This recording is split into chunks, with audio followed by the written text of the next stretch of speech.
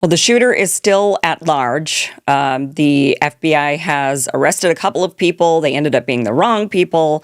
They're now putting out an image asking for information about another person. I will show you that. But we still don't know who killed Charlie Kirk, who assassinated Charlie Kirk. There have been a lot of questions and circulating theories online. Let's break them down. Who killed Charlie Kirk? A trans activist, that is where many of the leads are looking to point to. Or was it Israel? Was it Ukraine? There are some questions here. But first, I want to show you what Donald Trump had to say. I don't think this is helpful at all, but this is what the president of the United States, the statement that he issued shortly after the death of the assassination of Charlie Kirk. It's a long past time for all Americans and the media to confront the fact that violence and murder are the tragic consequence of demonizing those with whom you disagree day after day, year after year, in the most hateful and despicable way possible. For years, those on the radical left have compared wonderful Americans like Charlie to Nazis and the world's worst mass murderers and criminals. This kind of rhetoric is directly responsible for the terrorism that we're seeing in our country today, and it must stop right now. My administration will find each and every one of those who contributed to this atrocity and to other political violence, including the organizations that fund it and support it, as well as those who go after our judges, law enforcement officials, and everyone else who brings order to our country. From the attack on my life in Butler, Pennsylvania last year, which killed a husband and father, to the attacks on ICE agents, to the vicious murder of a healthcare executive in the streets of New York, to the shooting of House Majority Leader Steve Scalise and 3 others, radical left political violence has hurt too many innocent people and taken too many lives. Both parties want you to believe they're working for the people, but let's be honest. Washington is bought and paid for. Big corporations in Wall Street get bailed out while working Americans get left with higher prices, shrinking savings, and endless promises that never materialize. The system is corrupt, and when it breaks, they won't be the ones paying the price. We will. That's why I put my trust in something outside of their control. Physical gold and silver from American Hartford Gold. Precious metals are real, tangible, and they've held their value through every economic collapse in history. You can have them delivered straight to your home or secured in a tax-advantaged gold IRA. American Hartford Gold has an A+ rating with the Better Business Bureau and thousands of 5-star reviews. And right now, when you call and mention my name, Kim, you can get up to $15,000 in free silver with your purchase. So call 866-584-3884 or text Kim to 65532. That's 866-584-3884 or text Kim, K-I-M, to 65532. Don't wait for politicians to fix a system they benefit from. Protect yourself today. I wish he wouldn't do this. I mean, a lot of people voted for him because they were fed up of the left doing exactly this. They were fed up of Democrats pointing the finger, demonizing the right, constantly calling them names, saying that calling them the radicals, saying it was them that was causing all the problems. People were really fed up with that. And Donald Trump was elected in order to really to reel back on this, to stop the politicization and the weaponization of various different organizations, governmental organizations. And yet here he is doing it, saying, rather than just having a message of we need to tone down the political, the rhetoric, the radical rhetoric on both sides. Instead of saying that, he just points at the left and says, we got to tone down the we got to tone down the rhetoric, you crazy radical leftists, and now we're coming for you. That is not helpful at all. In fact, we are reeling closer and closer to a civil war at this moment. This Charlie Kirk's assassination has put the country on edge. And I am seeing despicable behavior from both sides That is what I'm saying. Despicable behavior from both sides. I go to Blue Sky. I just wanted to check it out last night. What are the liberals saying about Charlie Kirk? Nothing good. All right. They all say, well, essentially the vibe was he got what he deserved. And, this is what happens when you spew falsehoods. And this is what happens when you lie. And this is what happens when you radicalize your audience. You're going to radicalize the other side and they're going to come and get you. I mean, the thinking by Democrats was disgusting. On the flip side, I've seen the same disgusting behavior coming from people on the right. I'm seeing people saying, I even saw a post on Twitter where they were saying to students of BYU, which is right there near where Charlie Kirk was killed, saying, if your teachers say anything about Charlie Kirk, out them. Let's record them. Let's drag these people out by the hair. Talking about just a very coming from a bunch of Mormons. Like, get it together, guys. You're supposed to be Christians, children of God, like all these things, and yet talking about dragging teachers out by the hair and not putting up with this anymore. I mean, just the radicalization, even from sweet Mormons, is beyond. We are at a tipping point. We've got to get it together as a country. And the radical rhetoric coming from both sides. Last night, I talked to family members that are true blue, ultra Democrat. Just they see red every time you mention Donald Trump's name. They are radicalized. They believe that people on the right are trying to destroy them, ruin their lives, take their rights away, ruin the country. Just lock everybody in chains and reel us all back to the Handmaid's Tale. And on the right, you have people believing that radical leftists are trying to ruin the family. And you're both wrong. You're both wrong. That's the thing. You're both wrong. Just in your own family, I'm sure you have people of differing opinions. And do you really honestly think that people in your family, members of your family, some of your friends are just evil demons out to get you? This is the stuff that has to stop. And the president feeding into this because he's deflecting, many of us believe, because we don't think it was a radical leftist that actually killed Charlie Kirk. It's not really adding up if you actually put two and two together. But so many people with lizard brain want to actually just blame it on the left, blame it on trans activists. If you say that, then they're going to go for it. But I think a lot of them are bots online. I think the vast majority of people are not actually believing that it was a radical leftist. Most people believe it was a professional hit. It was an assassination done by a pro. And all roads lead to that at this point.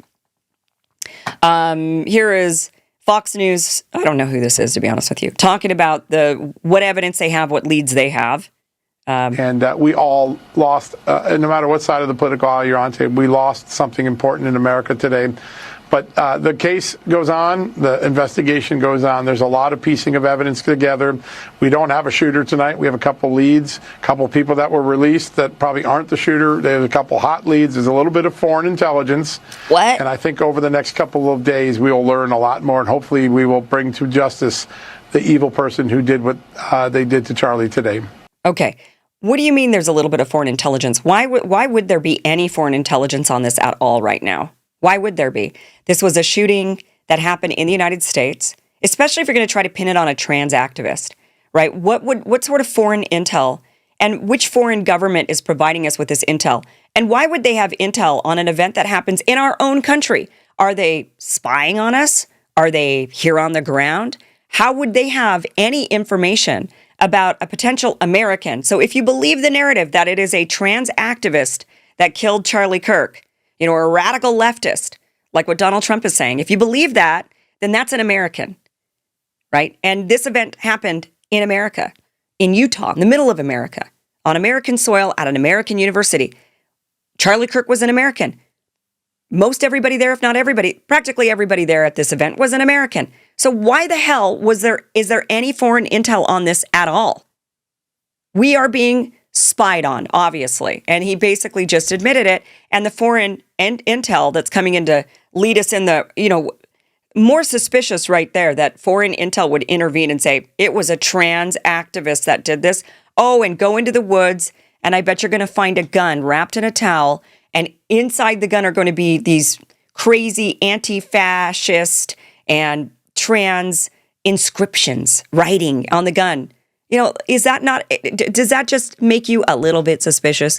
Can we all just use our brains for just 2 seconds instead of thinking, oh, it must just be this trans activist. That is what they're trying to claim. By the way, going back to Donald Trump and him saying that radical leftists were sick of radical leftists and their violence, actually, historically, just sheer by the numbers, I'm just saying the numbers the way they are, sheer by the numbers, more political violence happens from the right than from the left. The left is usually, think about you when you think, see, does this even make sense? When you think about liberals, you're like, oh, these little pansy asses, they can't do anything. They just want to sit around and drink matcha tea and do yoga and talk about their pronouns.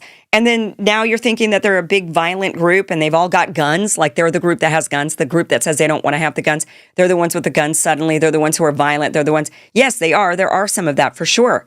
The political violence is happening on both sides, but sheer by the numbers, if you're just going to actually call it out, more of the violence has historically happened coming from the right than from the left. But that's neither here nor there. We really just have to de-radicalize and we're hyper, we've just become insane and we have to tone it down. Here's a bit. So let's get to some of the conspiracies here and why there's the thinking that this was more than just some trans activist. Watch this. This is some guy standing right behind Charlie, making these strange hand signals coming from both of these guys. Let's play that again. Strange, almost looks like signaling. And then this guy almost looks like signaling. Let's watch it one more time. So people are pointing at this saying, who are these guys? What were they signaling? Who are they signaling? Were they working? Do you think that they were working with the trans activists? Is that what that looks like? These guys are in cahoots with the trans activist. But this is the information that makes us believe this was a trans activist. This is coming from Steven Crowder. And he put this out there. There's this is the image that he posted. And this image shows that, reading it, it says, this is like he says that this is internal messaging coming from law enforcement, okay? The internal messaging says that basically that they had found an older model imported Mauser bolt-action rifle wrapped in a towel in a wooded area near the campus. The location of the firearm appears to match the suspect's route of travel. The spent cartridge was still chambered in addition to 3 unspent rounds. In the top-fed magazine, all cartridges have engraved wording on them expressing transgender and anti-fascist ideology. Okay, so that's where the whole thinking is. This was a trans person. Because, right, a trans person, because the last trans shooting we just had recently, there was trans inscription all over, the gun. And so if you were going to plot this and pin it on the trans community or pin it on radical leftists because you don't want to get caught for the real reason why you took the guy out, then yeah, you start inscribing things all over the gun. You would do that to try to throw them off the trail. But it's a little bit too perfect, right? This is the shooter that was spotted on the roof. You could see him in the red circle there. And, so clearly the person was from up above. This is some footage. So this is drone footage of the area where Charlie was shot, kind of the buildings, and you can kind of see down to where his tent was set up and where the shooter perched themselves in order to get this shot. One shot, one lethal shot, no other bullets fired, and the gunman runs and gets away. Somehow is able to get on this roof, hide, take a kill shot, one shot, and leave, and that's it. Not multiple shots like what happened at Butler with Trump. This is just one shot, one lethal shot. This is why it looks like a complete professional. This is also a map of the grounds. So then the FBI puts this out. They say, well, now we're looking for this guy. So they arrested 2 people. They let them go because they ended up they were like patsies essentially. And then they ended up now putting this out here saying, they want information on this guy. Like, do you have information on this person? They're not saying this person did it. They're just saying, do you have information on this person? I want to show you this. Some people are saying that Charlie Kirk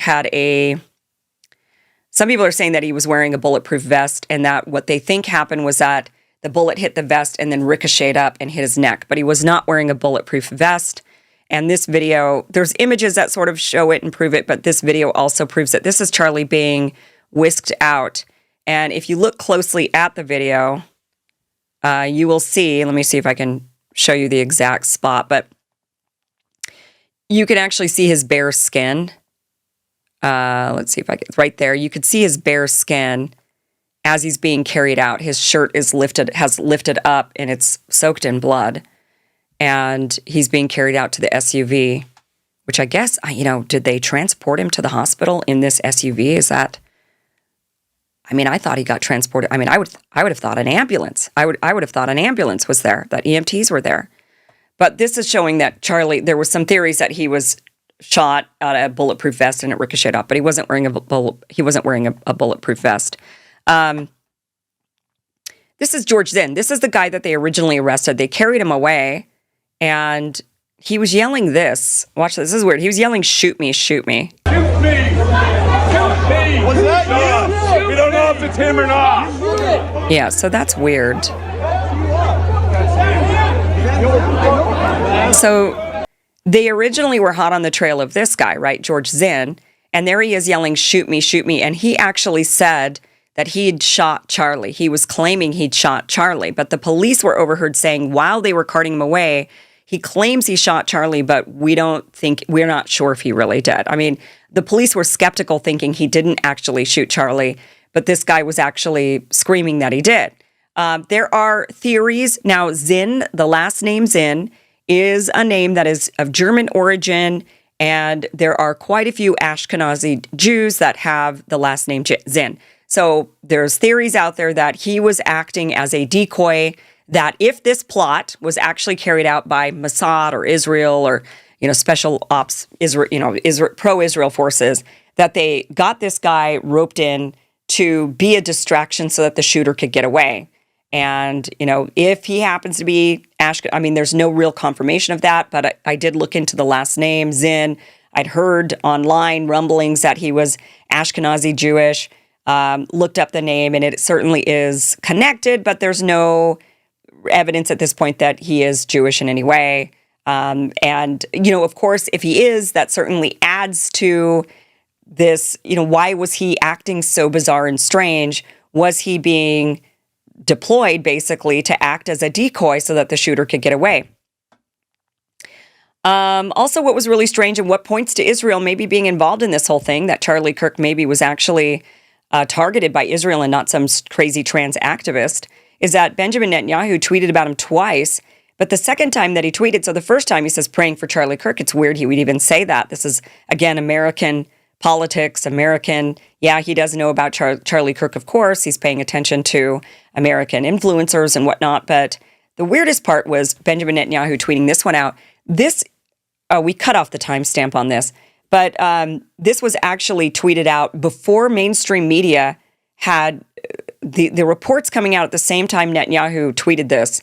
Him saying Charlie Kirk was murdered for speaking the truth and defending freedom, a lion-hearted friend of Israel. He fought the lies and stood tall for Judeo-Christian civilization. I spoke to him only 2 weeks ago and invited him to Israel. Sadly, that visit will not take place. We lost an incredible human being. His boundless pride in America and his valiant belief in free speech will leave a lasting impact. Rest in peace, Charlie Kirk. He tweets this out before anyone in the media really was reporting that Charlie had been killed. It's like he had somebody in the hospital giving him information, which if you did an assassination, you would have somebody on the ground, you'd have people watching to see what the effects were of your assassination attempt, whether or not you actually succeeded or if it was just an attempt. And so it's odd that the Prime Minister of Israel would tweet this out. The reason why he had invited Charlie, now this is why people suspect Israel maybe was behind this, because Charlie Kirk has a massive audience, massive audience. Charlie Kirk was 31 years old. His audience was young, the very generation that is very against Israel. And Charlie Kirk being a conservative and having a conservative audience, that was the audience that Israel really needs to keep on the side of Israel, and they're losing them fast. And Charlie Kirk, who had been very pro-Israel, had started to question things over the last few weeks and only over the last few weeks. And that's been sounding the alarm bells in the pro-Israel crowd, and that is why I suspect Benjamin Netanyahu just invited him to Israel only a couple of weeks ago to basically bring him back into Israel and set him straight. But I'd heard Charlie declined the visit, declined his obligatory pilgrimage to Israel, and there were. So I just want to play. This is Charlie being more skeptical of Israel. Epstein, with his little friend Ghislaine and Ghislaine's father, Robert Maxwell, who was obviously a spy of the Israeli intelligence agencies, but there was something else going on here. Epstein was not some sort of whiz kid hedge fund manager. Epstein was playing a part. Epstein was a LARPer. Epstein was cast for a specific role, and he played it really well.